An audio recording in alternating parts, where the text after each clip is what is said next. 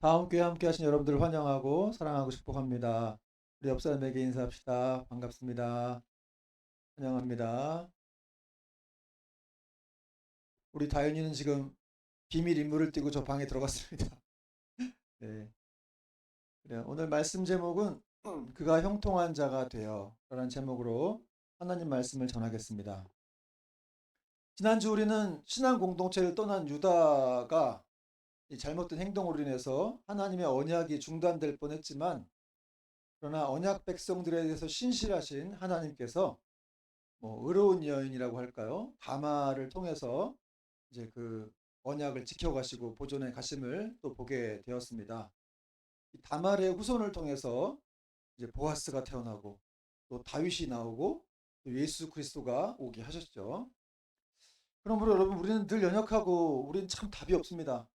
우리는 늘 일을 이렇게 망칠 때가 많은데 그럼에도 불구하고 다 끝난 것 같은 그런 절망적인 상황이라 할지라도 여러분 그것은 끝이 아니고 새로운 역사가 시작되는 그런 상황임을 우리는 또 믿어야 합니다. 인생의 끝은 또 인생의 막다른 골목은 이 하나님의 역사가 시작되는 그런 시점이기 때문에 그렇습니다. 그래서 여러분 사실 성도에게 끝은 없습니다. 하나님이 끝났다라고 해야 끝나는 거죠. 그렇죠? 우리가 그냥 어떤 절망적인 상황 속에서 막 끝이라고 생각하고 낙담을 할 필요가 없다는 것이죠. 자, 이제 오늘 본문은 다시 요셉 이야기로 돌아와서 요셉이 이제 애굽으로 팔려갔죠. 그리고 그 애굽으로 팔려간 요셉이 바로의 친위대장 이제 보디발의 집에 들어가게 된다는 그런 내용이 나오고 있습니다. 먼저 1절을 보겠습니다. 요셉이 이끌려 애굽에 내려가매 바로의 신하 친위대장 애굽 사람 보디발이 그를 그리로 데려간 이스마엘 사람의 손에서 요셉을 산이라. 애굽으로 팔려간 요셉을 바로의 친위대장 보디발이 사게 됩니다. 친위대장은 이 왕의 최측근으로서 경호 실장쯤 되는 사람인데 아주 높은 사람이었죠. 그런데 이런 사람이 요셉을 사게 된 거예요. 여러분 어떻게 이런 보디발 같은 유력한 사람이 요셉을 사게 되었을까? 그 많은 노예들 중에서 또 요셉은 어떻게 이 보디발의 눈에 들게 되었을까? 그런 생각 해보지 않습니까? 그래서 요셉이 뭐 6절에도 보니까 아주 용모가 수려했다고 하는데 용모가 잘생겼기 때문에 이 보디발의 눈에 들었을까? 아니면 정말 그의 눈빛이 다른 노예들에 비해서 아주 살아있거나 정말 사고 싶을 정도로 그런 뭔가를 느끼게 했기 때문에 그를 데려왔다라고 생각할 수 있겠지만 그러나 가장 중요한 원인은 바로 요셉이 보디발을 만나게 된 것은 하나님의 은혜의 섭리였다는 것이죠. 그러므로 여러분 모든 만남이라고 하는 것은 사실은 다 하나님의 은혜의 섭리예요. 그런 일임을 믿으시기 바랍니다. 결혼할 배우자를 만나는 것도 또 우리가 인생에서 중요한 친구를 만나고 스승을 만나고 또 어떤 목사가 성도들을 만나고 하는 모든 일들이 아, 하나님의 은혜의 섭리 가운데 있는 일이라는 사실입니다. 결코 우연이 없습니다. 그러므로 여러분 우리가 만난 사람들을 아주 소중하게 여겨야 되고 귀하게 생각해야 됩니다. 요셉은 이 바로의 신하인 친위대장 집에 들어가서 그가 이제 여러 사람들을 만나게 되겠죠. 아무래도 좀 정치인 집이니까 정치인들도 왔다 갔다 하겠잖아요. 그런 사람도 만나게 되고 또 공적인 업무를 배우게 되면서 나중에 요셉이 총리가 되게 될 때 이렇게 뭐 여러 가지 이제 일을 하게 될 때 수행하는데 적당한 자격을 갖추게 된다는 것이죠. 여러분 하나님은 어떤 사람을 세우실 때 항상 이렇게 적당한 자격을 이렇게 갖추게 하셔서 그 사람을 사용하시는 줄 믿으시기 바랍니다. 또 하나님이 요셉과 함께 하심으로 요셉은 형통했다라고 말씀하고 있어요. 2절 말씀 여호와께서 요셉과 함께 가심으로 그가 형통한 자가 되어 그의 주인 애굽 사람의 집에 있으니 여러분 하나님이 함께 하신다라는 표현은 요셉에게만 있었던 것이 아니라 이삭과 또 야곱에게도 하나님이 그런 표현을 하셨는데 근데 여기 지금 애굽에 있는 요셉에게까지 그 표현이 연결되고 있습니다. 이어지고 있죠. 가나안 땅도 아닌데 애굽에 있는 요셉에게 하나님이 함께 하신다는 표현이 전면부터 나오는 이유가 뭘까요? 여러분, 그것은 하나님께서 세상 어느 곳에서나 만날 수 있는 분이라는 걸 알려주는 거예요. 그리고 때와 장소를 초월해서 하나님은 어디나 계신다. 그걸 알려주기 위해서 성경이 하나님은 함께 하시는 요셉과 함께 하셨다. 요셉이 비록 애굽에 있었지만 그와 함께 하셨다라고 말씀하고 있는 것이죠. 그러므로 여러분, 우리가 어디 있든지 하나님이 늘 거기에 함께 하신 줄 믿으시기 바랍니다. 사도 바울이 이 지중해 한가운데에 있었죠. 유라굴로 광풍을 만나가고 14일 동안 해도 뜨지 않고 달도 뜨지 않는 그런 칠흑 같은 어둠 속에서 얼마나 힘들었겠어요. 배멀미에다가 막 그냥 2주 동안 해가 뜨지 않는다는 건 진짜 이건 너무 절망적이지 않겠어요? 그런 상황에서 주님이 거기 나타나시죠. 바울에게. 바울아, 두려워하지 말라. 내가 너와 함께하게, 네가 죽지 아니하겠고 너와 함께한 일행들이 어떤 한 섬에 걸리게 되리라. 이런 말씀을 또 해주셨습니다. 그러므로 비록 지금 요셉이 애굽에 있지만 그는 혼자가 아닙니다. 혼자가 아니고 하나님이 함께 하셨어요. 요셉은 형제들로부터 버림받았고 또 집으로부터도 멀리 떨어졌지만 그러나 하나님으로부터는 그렇지 않았던 것입니다. 하나님은 그와 함께 하심으로 인해서 요셉이 큰 위로를 얻었던 거예요. 그러니까 여러분, 아무리 힘들어도 하나님이 함께 하시는 것만큼 축복은 없습니다. 여러분, 그렇게 믿어야 돼요. 내가 어떤 상황이 있든지 하나님이 함께 하신다라고 하는 것은 가장 큰 위로가 되는 것이죠. 또 하나님이 함께 하신 요셉은 형통했다라고 또 말씀하고 있는데, 이 형통한의 원어 차라흐라고 해요. 근데 이 뜻이 뭐냐면 거침없이 나아가다, 또 성공하다, 이런 뜻이 있는데, 근데 여러분, 지금 요셉이 형통한 자의 모습을 갖추고 있습니까? 성공한 자의 모습을 갖추고 있어요? 왜냐하면 요셉이 지금 노예로 팔려왔잖아요. 형들 사이에 이렇게 팔려가지고 애굽으로 왔는데 요셉이 형통하다, 이런 말씀을 하고 있다는 것이죠. 그러니까 여러분, 우리는 형통에 대한 정의를 또 알 필요가 있는데, 제대로 알 필요가 있는데, 형통이라고 하는 건 내가 잘 되고 내 뜻대로 다 되는 것이 형통이 아니라, 오늘 말씀처럼 2, 3절은 나와 있지만 하나님이 함께 하시는 게 형통이라는 거예요. 그냥 내가 잘 돼가지고 성공하고 이런 것이 형통이 아니라 하나님이 함께 하시는 인생이 형통이다. 그러므로 여러분, 하나님이 함께 하시지 않는 인생은 형통한 인생이 아니겠네요. 그렇죠. 세상적으로 잘 나가고 부유하고 뭐 성공한 위치에 올라가 있어도 하나님이 함께 하시지 않는 인생은 형통한 인생이 아닙니다. 반면에 또 세상적으로 가난하고 또 취업도 못했고 또 좋은 대학에 못 들어갔고 결혼도 못했지만 그러나 하나님이 함께 하시는 인생은 형통한 인생입니다. 이 요셉의 삶을 성공이라고 말할 수 있는 것을 시편 105편도 같이 증거하고 있는데요. 시편 105편 17절부터 19절 보니까 이렇게 돼 있어요. 그가 한 사람을 앞서 보내셨으며 요셉이 종으로 팔렸도다. 18절, 그의 발은 착고를 차고 그의 몸은 쇠사슬에 매었으니 19절, 곧 여호와의 말씀이 응할 때까지라. 그의 말씀이 그를 단련하였도다. 요셉이 왜 성공된 인생입니까? 그가 지금 요셉에서 노예로 끌려갔지만 하나님 말씀이 그를 단련하고 있는 중이라는 거예요. 19절 보니까 여호와의 말씀이 응할 때까지라. 요셉의 고난은 하나님 말씀이 응할 때까지라는 거죠. 그리고 그의 말씀이 그를 단련하였도다. 그래서 요셉의 인생이 성공적이라는 거예요. 고난 속에 있지만 사실은 고난이 아니라 하나님이 그를 단련하고 있었다. 여러분, 우리 눈에는 실패한 것처럼 보이고 절망스러운 상황처럼 보이지만 하나님의 관점에서 볼 때는 요셉은 지금 전공과 같은 신앙이 되기 위해서 단련되고 있는 그런 상황인 거예요. 그러므로 성공한 자이고 형통한 자입니다. 우리는 고난이 찾아오고 막 이렇게 억울한 일을 당할 때 도대체 하나님 나한테 왜 이러세요? 왜 나한테만 이렇게 가혹하세요? 라고 우리는 원망하고 분노하기도 하는데, 사실 그래서 정말 고난이 제대로 된 의미를 안다면 그렇게 왜 나한테 이러세요? 이렇게 말하면 안 되고, 주님, 내가 어떻게, 이 상황에서 어떻게 할까요? 이 상황에서 무엇을 할까요? 라고 생각하고 그렇게 고백을 해야 한다는 것이죠.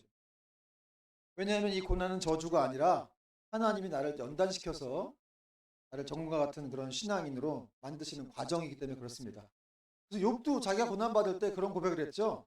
욥기 23장 10절 보니까 그러나 내가 가는 길을 그가 아시나니 그가 단련하신 후에는 내가 순금같이 나오리라.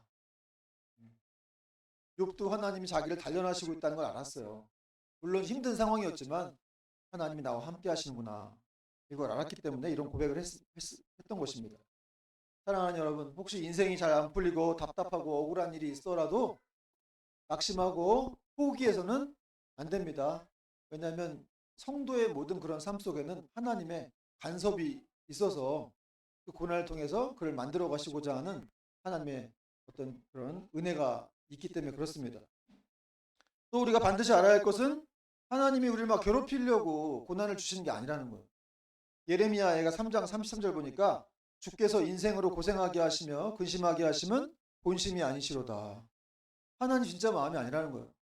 사랑하니까 책망을 주기도 하고 또 이렇게 잘 고난을 줘서 정말 이렇게 훌륭한 사람으로, 훌륭한 인격자로, 예수님 닮은 사람으로 만들어 가시려고 했던 하나님의 진짜 마음이 거기 있었다는 것이죠. 더 큰 계획 속에서 하나님이 일하시는 거예요. 그러니까 우리는 항상 눈앞에 보이는 어떤 형편만 보고 낙심하고 좌절할 때가 많지만 그럴 필요가 없다는 것이죠. 자, 그리고 하나님이 함께 하심으로 이 형통하심이 이 요셉의 주인이었던 보디발의 눈에도 보일 정도였습니다. 3절 보니까 여러분 같이 한번 읽어보세요. 3절 시작. 그의 주인이 여호와께서 그와 함께 하심을 보며 또 여호와께서 그의 범사에 형통하게 하심을 보았더라. 여러분 지금 보며 보았더라. 요셉의 주인인 보디발이 요셉이 하나님이 요셉과 함께 하시는구나. 그래서 그가 형통하는구나 라는 걸 보았다는 것이죠. 여러분 그 세상 사람들이 안 보는 것 같아도 여러분 보디발은 하나님 모르는 사람이죠. 근데 그가 요셉을 통해서 하나님을 보았다는 거죠. 하나님이 그와 함께 하시는 걸 보았다는 거죠. 여러분 세상 사람들이 안 보는 것처럼 보아도 봅니다. 야, 이 사람은 정말 하나님이 함께 하시는 사람이구나. 그 사람은 우리가 좀 조심할 필요가 있긴 있어요. 또 하나님의 영광을 드러내야 할 필요가 있습니다. 근데 어쨌든 그냥 뭐 그렇게 특별하게 살지 않아도 여러분이 예수 믿고 교회 다니는 것만으로도 사람들이 알아요. 왜냐하면 이 사람 진짜 예수님 믿고 잘 뭐 교회 다니는 사람들은 잘 믿는 사람들은 그 얼굴에 미소가 있어요. 기쁨이 있습니다. 제가 예전에 있던 교회에서 어떤 사람이 찾아왔는데 이렇게 뭐 싸이월드인가요? 그런 걸 막 이렇게 파도 타기 하다가 어떤 사람 이렇게 파도 타기라는 거 처음 들어봤죠? 요 근래 처음 들어봤죠? 80년대 90년대 아주 유명했던 건데 그 자매가 어떻게 파도 타기 하다가 싸이월드에서 어떤 딱 멈췄는데 어떤 사람들이 막 이렇게 밝게 웃고 있더라는 거예요. 신나게. 나는 지금 뭐 시험 다 떨어지고 지금 열받아 난 괴롭게 살고 있는데 얘네들은 도대체 뭐지? 뭐 이렇게 웃고 있는 사진이 이렇게 많은 거야? 봤더니 그 이제 어떤 교회 삼일교회 이렇게 해갖고 거기 청년들이 막 이렇게 웃고 있는 얼굴이 있는 거예요. 그래서 찾아왔더라고 교회를. 그래서 저희 진으로 와서 제가 이제 그렇구나. 참 여러분 정말 하나님은 정말 별의별 방법으로 다 이렇게 사람을 구원하시고. 근데 사실은 이 성도에게 있는 미소 기쁨은 굉장히 중요합니다.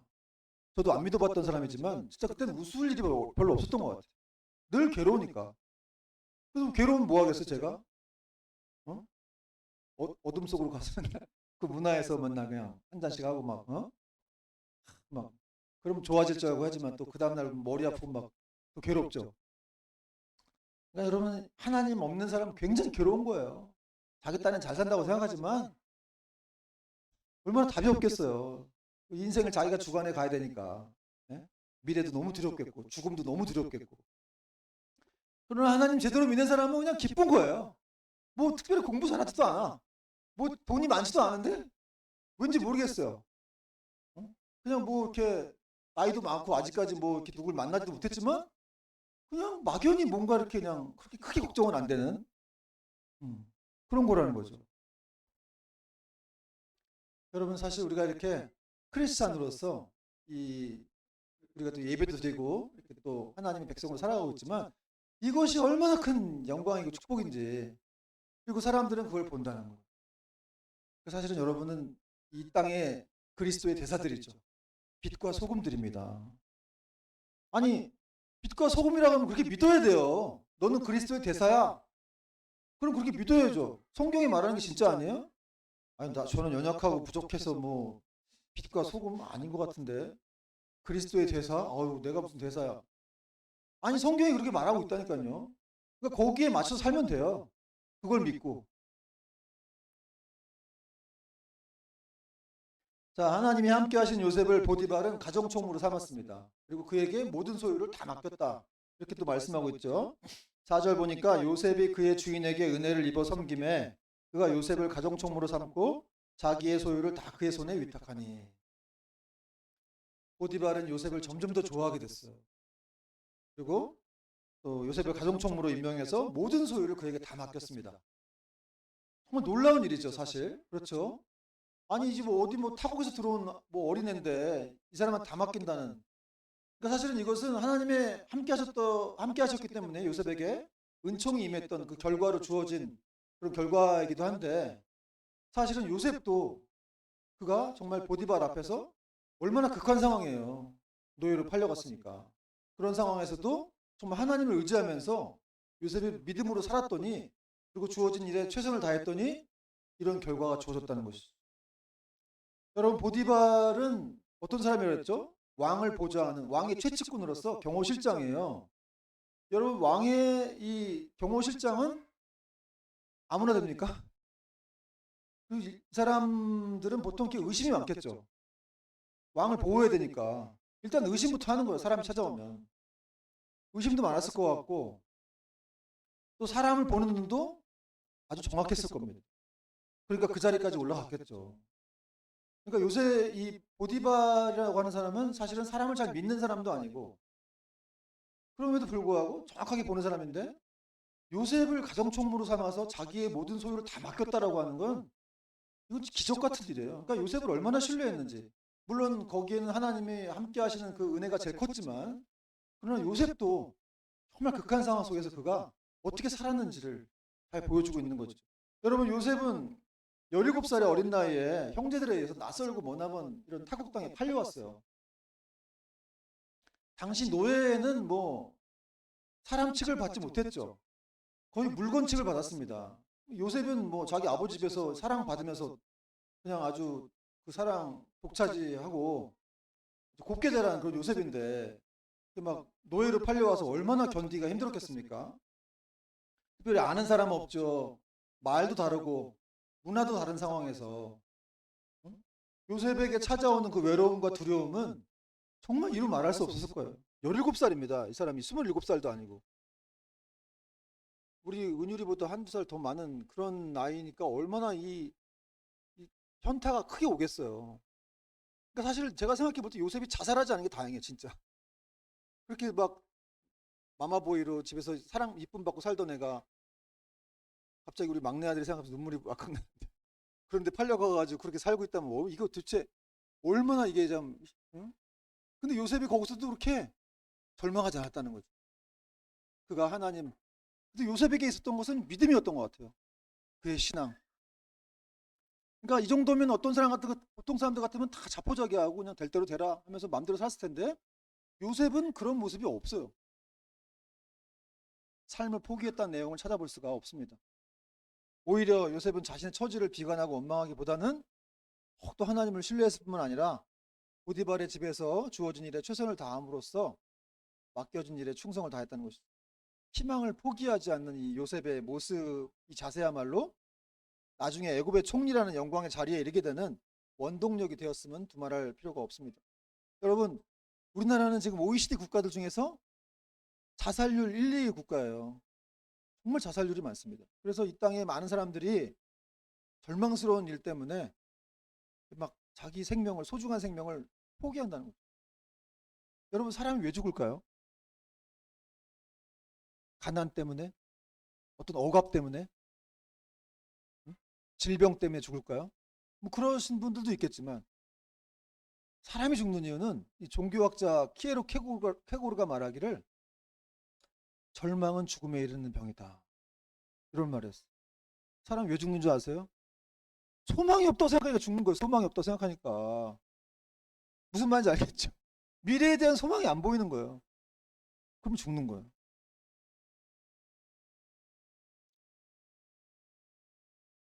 우리가 살아가다 보면 정말 이렇게 미래의 소망이 안 보이는, 정말 힘들게 살다 보면 그럴 수 있잖아요. 그러니까 그것이 극단적으로 가다 보면 자기 삶도 이렇게 살아갈 의욕마저 잃어버리고 죽음을 선택하게 되는 겁니다.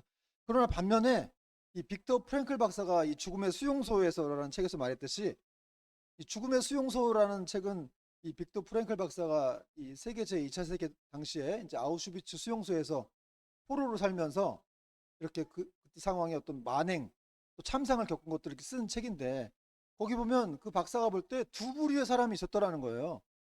한 부류는 이 절망적인 상황 속에서 자기 인생을 놔버린 사람들, 아무것도 안 하고 의욕이 없이 살아가는 사람들.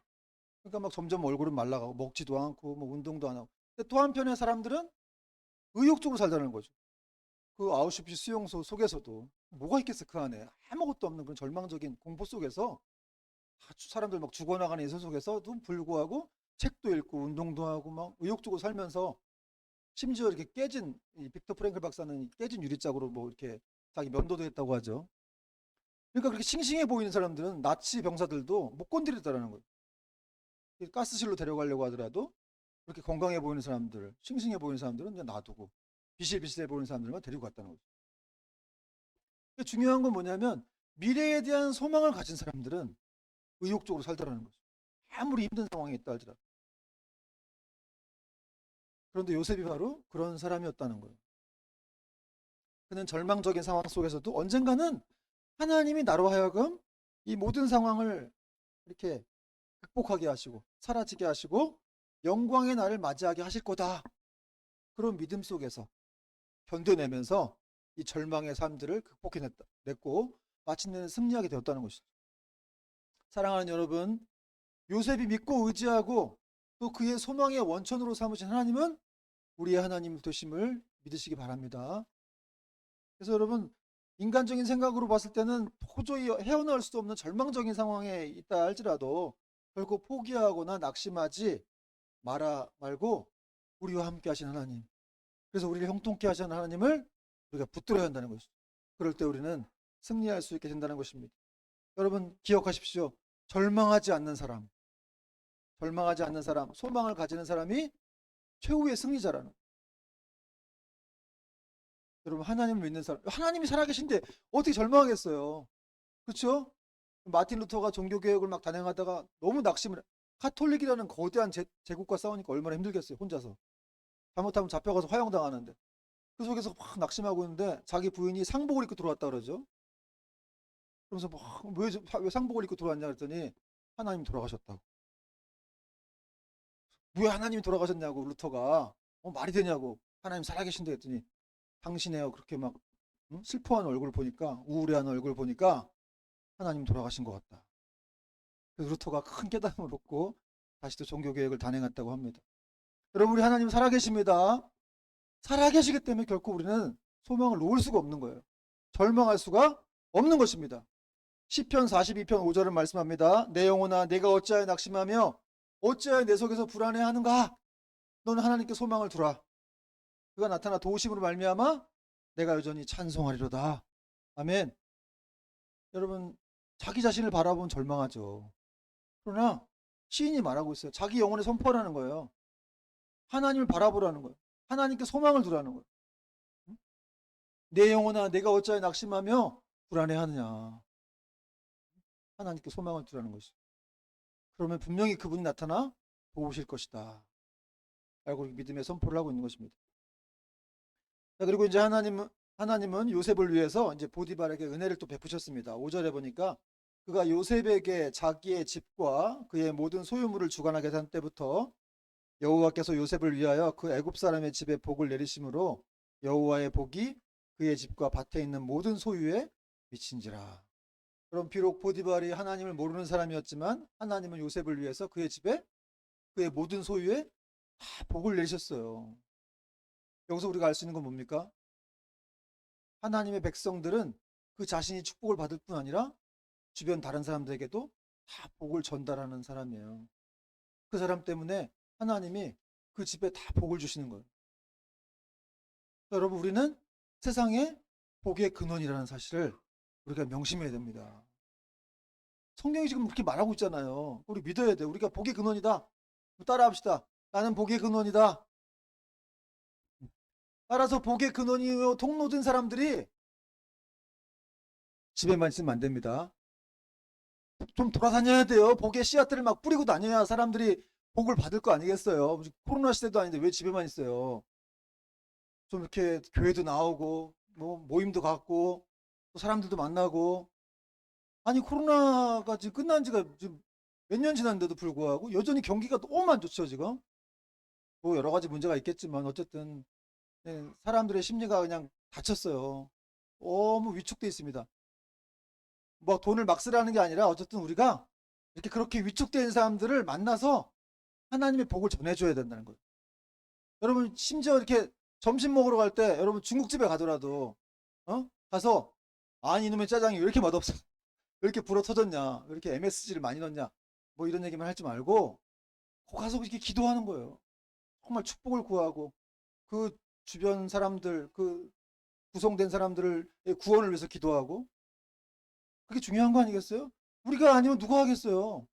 우리가 크리스찬이고 우리가 복의 근원인데 가서 복을 빌지 않으면 누가 어떻게 복을 받겠냐 이 말이에요. 여러분 이 예레미야 29장 7절에도 보면은 이스라엘 백성들이 바벨론에 끌려갔을 때 하나님이 너희가 그 땅을 위해서 기도하라. 거기 정착해 살면서 밭을 일구고 그 땅을 위해서 기도하고 그래야 너희가 평안해질 것이다. 이런 말씀하는 내용이 나와요. 예레미야 29장 7절 너희는 내가 사로잡혀 가게 한 그 성읍의 평안을 구하고 그를 위하여 여호와께 기도하라. 이는 그 성읍이 평안함으로 너희도 평안할 것임이라. 여러분의 집을 위해서 기도하는 건 당연한 거고 주변 사람들, 동생 가족, 뭐 친척들 또 내가 가는 곳마다 어디든지 밥 먹으러 갈 때도 다 거기서 기도하는 거예요. 그러면 그곳이 평안해지면 그 복이 나에게도 돌아온다는 사실이죠. 여러분 성경은 말씀하고 있어요. 우리는 가난한 자 같으나 부유한 자고 아무것도 없는 것 같으나 모든 것을 가진 자다. 여러분 믿으십니까? 우리가 그런 찬양도 했지만 성경이 그런 정체성을 우리에게 말하고 있는 거예요. 또 여러분 우리의 말 한마디에 천국과 지옥을 오고 가게 할 수 있는 그 권세가 우리의 입에 있어요. C.S. 루이스도 얘기했지만 우리는 어떤 사람들을 이렇게 천국으로 이끌 수도 있고 내버려 두면 그냥 천국에 못 가게 할 수도 있는 거예요. 그런 의미에서 우리는 상당히 부담감을 갖고 살아가는 사람이지만 어쨌든 천국으로 이끌 수 있는 우리는 하나님의 군대 장관. 아무것도 가진 것이 없어도.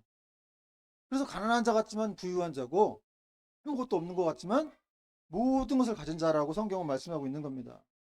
그러므로 여러분 자신감과 당당함을 가지고 나아가시기 바랍니다. 뭐 사람도 만나고 움직이세요. 왜 이렇게 두려워하시고. 그리고 가서 복음을 전해야 됩니다. 복음을 전하고 정말 하나님의 사랑을 그들에게 맞닥뜨리게 할 수 있는 저와 여러분 되기를 축원드립니다. 마지막으로 6절을 살펴보겠습니다. 6절 주인이 그의 소유를 다 요셉의 손에 위탁하고 자기가 먹는 음식 외에는 간섭하지 아니하였더라. 요셉은 용모가 빼어나고 아름다웠더라. 보디발은 자기 집에 내리는 축복이 요셉으로 말미암아 임하게 되었다는 사실을 알았습니다. 그래서 요셉을 더 좋아했고 또 그에게 자기의 모든 소유를 다 맡겼습니다. 그러니까 사실 요셉은 지금 노예인데 종인데 사실은 보디발 다음 가는 그런 권력자가 된 거예요. 자기 소유를 다 맡겼으니까 요셉에게. 하나님이 이렇게 요셉을 비록 노예였지만 그를 많이 높여주신 겁니다. 그리고 이 주인이 자기가 먹는 음식 외에는 모든 걸 다 맡겼다고 하는데 이제 음식은 이제 이렇게 주방에서 하는 그런 애굽 여인들이 있었기 때문에 그것은 이제 요셉에게 맡기지 않았던 것 같아요. 그리고 이제 애굽 사람들은 이 히브리인들과 같이 음식을 안 먹었어요. 이 히브리인들은 좀 부정이 있다 그래서 좀 같이 이렇게 어울리지 못하는 그런 문화가 있었기 때문에 음식은 같이 못했지만 어쨌든 다른 모든 것들은 다 이렇게 요셉에게 보디발이 맡겼습니다.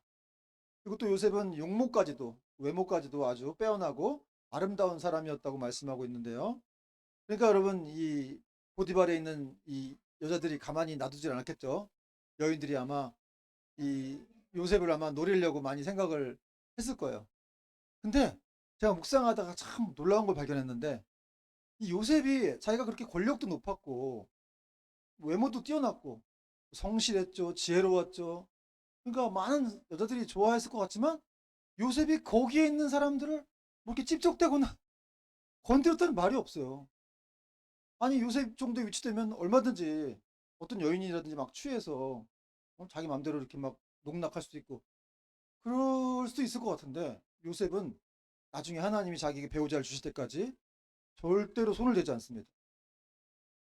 우리가 다음 주에 살펴볼 이제 보디발의 아내가 또 유혹하는 과정에서도 넘어가지 않죠. 여러분 이렇게 요셉이 정말로 대단한 믿음의 사람이었다라고 하는 것. 그러나 물론 거기에는 또 하나님의 은혜가 함께 했습니다. 요셉의 힘만으로는 안 됐고 하나님의 은혜도 함께 있었다는 것.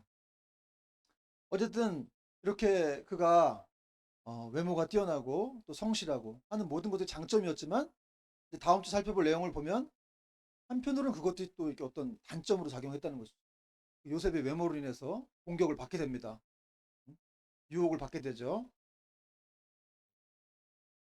그러니까 여러분 이것을 통해서 우리가 또 알 수 있는 것은 이렇게 하나님의 은혜가 큰 곳에는 그만큼 사단의 방해와 역사도 크다는 것을 알 수 있습니다. 그러나 우리를 사랑하시는 이로 말미암아 우리는 결코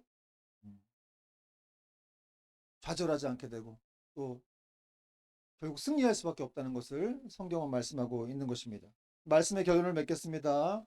여러분 요셉이 애굽에 내려간 것은 1절에도 나와 있지만 자신의 의사가 아니라 이끌린 거예요. 형들에 의해서 형들에게 팔려서 미디안 상인들에게 이끌려서 보디발의 집에 들어가게 된 것이죠. 그러므로 암담한 일이었는데 사실은 그것은 장차 야곱의 가족들이 기근해서 이렇게 구원을 얻고 나아가 큰 민족을 이루게 하시려는 하나님의 계획의 일부였습니다. 그러므로 억지로 끌려간 이 요셉의 길이 사실은 축복과 구원의 길이 되었다는 사실이죠. 여러분 우리가 살다 보면은 이렇게 뭔가 이렇게 원치 않는 일이 발생할 때가 있죠. 원치 않게 억지로 끌려가거나 막 어떤 상황에 놓이게 돼서 너무 힘들 때가 있어요. 그러나 여러분 이렇게 요셉에게 일어났던 상황들처럼 그것이 우리에게 축복과 구원의 길이 될 수가 있다는 거예요. 왜냐하면 하나님이 허락하시지 않으면 아무 일도 안 일어나요. 여러분 그러니까 두려워할 게 없어요 사실은. 이 세상에 어떤 눈에 보이지 않는 분자나 원자 같은 것도 하나님의 허락이 있어야 움직이는 거예요. 그래서 하나님의 허락이 없이는 아무것도 안 됩니다. 어떻게 죽어요 우리가 어떻게 망하고 하나님이 함께 하시는데 자기 아들까지 주신 분인데 어떻게 우리가 망할 수 있냐고요. 그러므로 어떤 상황이 발생하든지 간에 낙심할 필요가 없습니다. 그 문제만 보지 말고 그 문제를 넘어서서 그 문제 뒤에 있는 하나님을 바라봐야 돼. 그 문제보다 크신 하나님을 바라봐야 됩니다. 그렇게 해서 믿음으로 나아갈 수 있는 저와 여러분 되길 바랍니다. 마지막 두 번째는 이 보디발의 집에 팔려온 요셉은 주인의 신임을 얻고 가정총무가 되었습니다. 그리고 주인의 모든 소유를 다 맡아서 관할하게 되었죠. 타국에서 종으로 팔려왔고 요셉이 지금 17살이에요. 그런데 이런 사람에게 어떻게 이런 큰 은혜가 임했냐 이 말이에요. 그것은 하나님께서 요셉과 함께 하셔서 그를 형통하게 하셨기 때문입니다. 그러므로 요셉의 형통의 비결은 단 한 가지. 전지전능하시고 모든 사람들의 생사화복을 주관하시고 또 모든 복의 근원이 되시는 하나님이 요셉과 함께 해주심 때문이었습니다. 그러므로 여러분 하나님이 함께하는 자가 진정으로 형통한 자고 행복한 자임을 믿으시기 바랍니다. 아무리 부유하고 성공했고 뭐 가진 것이 많다 하더라도 하나님이 함께 하시지 않으면 형통한 자가 아니에요. 여러분 우리는 성도죠 성도. 하나님 백성입니다. 성도는 어떤 존재예요? 하나님이 함께 하신 존재라는 것이죠. 그러므로 우리야말로 진정 뭐 눈에 보일 때는 어떤 형편인지 모르겠지만 진정 우리는 형통한 자고 행복한 자입니다. 그러므로 그런 형통을 주신 하나님을 우리가 더 사랑하고 그분과 동행하며 그분을 찾는 것을 힘쓰는 저와 여러분이 되어야 할 줄로 믿습니다. 여러분 요셉처럼 최악의 상황 가운데 놓였다 할지라도 하나님이 함께 하심을 믿으면서 미래에 대한 소망을 가지고 절망적인 상황 속에서 늘 승리하는 저와 여러분 될 수 있기를 주님의 이름으로 축원을 드립니다. 아멘. 찬양하겠습니다.